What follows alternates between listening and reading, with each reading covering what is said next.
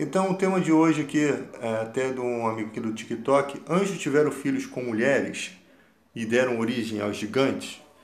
Eu gosto de fazer certas análises baseadas em outras questões, às vezes não propriamente só conectando a Bíblia, e até conectando alguns raciocínios, né? Você pode ser levado a pensar, poxa, mas Deus permitiria esse acontecimento? Deus permitiria isso ocorrer porque vão nascer gigantes que vão ser dominadores, né, sobre, sobre um povo, né? E você vê lá a dificuldade que atravessaram na época do gigante Golias, que só Davi teve coragem de desafiar, os outros se tremiam de medo, né? Então, partindo do ponto de que Deus pode permitir, vamos raciocinar. É citado na Bíblia uma jovem que ele está endemoniado e o demônio joga ele na água do fogo desde a infância dele. Isso Jesus questiona o pai do menino e demonstra que os demônios estavam possuindo aquele jovem. Então ali há um ponto em que Deus permitiu aquele acontecimento. Né? Então o atrevimento dos demônios de possuir uma criança inocente existe.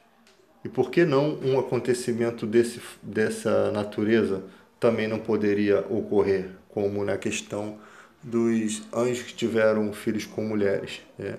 Nós sabemos sobre os anjos que são assexuados. Então, como eles se materializariam para se tornarem humanos? É, há essa possibilidade? Nós vemos pela Bíblia situações em que anjos se materializaram, né? E quase foram estuprados na época da cidade de Sodoma e Gomorra, né? Anjos se materializaram ali. E tem outros tipos de teofonia, que chama teofonia de materialização.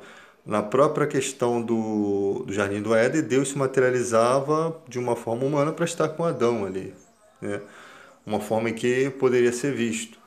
Então, nós não sabemos se de fato houve essa concepção, mas pela a questão de nascerem gigantes, né? E esses relatos, pode ser que sim, possa ter acontecido, e esses demônios que ultrapassaram essa questão foram aprisionados, né? Eles são atrevidos, de qualquer forma, eles têm um atrevimento de se posicionar, né? Rondar pela terra e tal. Ele tem um atrevimento até um certo ponto, mas eles têm atrevimento de tentar Jesus Cristo. Eles são atrevidos. Agora, a esse ponto nós não sabemos se realmente nasceram. Porque a Bíblia fala que Eva é mãe de todos os viventes, né? De um só fez toda a raça humana, e Eva é mãe de todos os seres viventes. Então, esse texto, se você raciocinar, não cabe outro nascimento dentro disso, porque os anjos se materializaram, tomaram mulheres, teve um nascimento fora da natureza adâmica.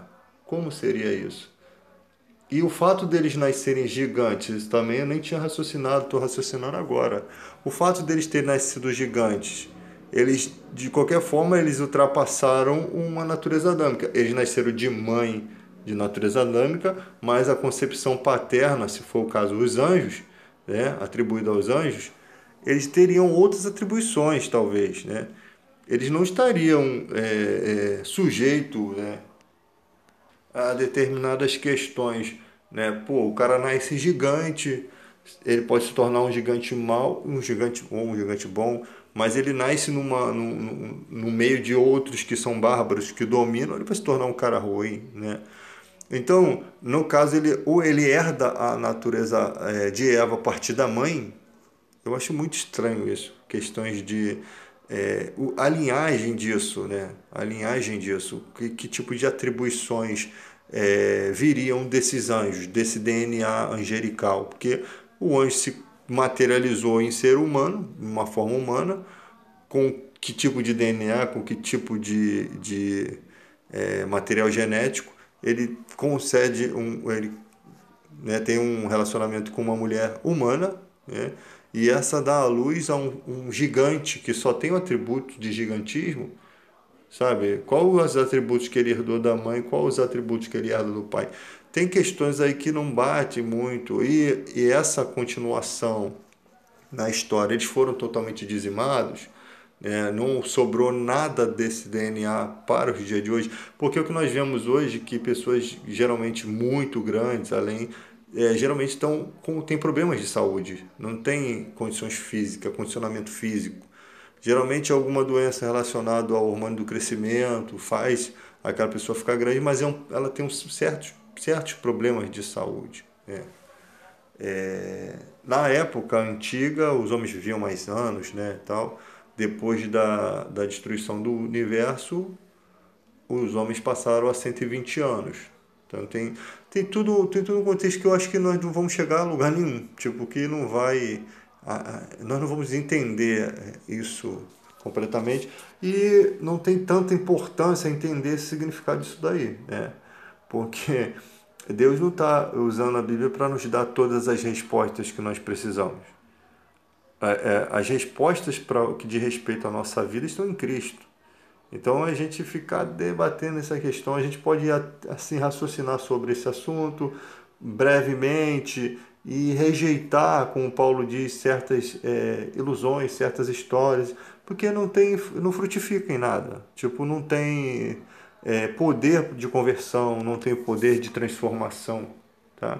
Então são coisas que ficam vazio na interpretação, não se tem certeza, não se sabe nada. É como se você andasse e não chegasse a lugar nenhum. É uma coisa sem lógica, não tem. Você imagina, mas não tem como comprovar, né? Não tem comprovação. Então, o que tem como comprovar, as coisas bíblicas ali, são coisas boas que possam edificar. Está comprovado, né? Eu lembro que às vezes existem respostas tão bem claras, mas não estão ao nosso alcance, né? Como na época lá, Jesus falando da ressurreição, que os saduceus não acreditavam. E no próprio texto deles, no Pentateuco, dizia: Deus é Deus de Abraão, Isaque e Jacó. Aí Jesus questionou eles: ué, por acaso Deus é Deus de morto? Porque se na concepção deles não existe ressurreição, Deus passa a não ser mais Deus de Abraão, Isaque e Jacó. Eles não existem mais, porque os saduceus não creem na eternidade. Não havendo eternidade, aqueles homens foram só fagulhas no tempo. Eles não têm mais. Não tem como Deus ser o Deus deles se eles não existem mais.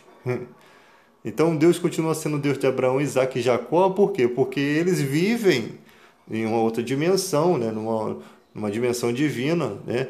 Eles vivem ainda, então Deus pode ainda ser Deus deles. Deus ainda alcança eles, porque eles são eternos. Morreram aqui, né? Mas eles ainda vivem. Então foi esse questionamento que Jesus levou aos saduceus. Essa resposta deixou eles confusos, né? Agora, não diz o texto como eles ficaram antes dessa confusão. Se eles abafaram o caso, né, jogaram toda aquela informação para debaixo do tapete, ou continuaram vivendo na ignorância dos seus raciocínios, né, das suas ideologias. Porque o que acontece muitas vezes é isso.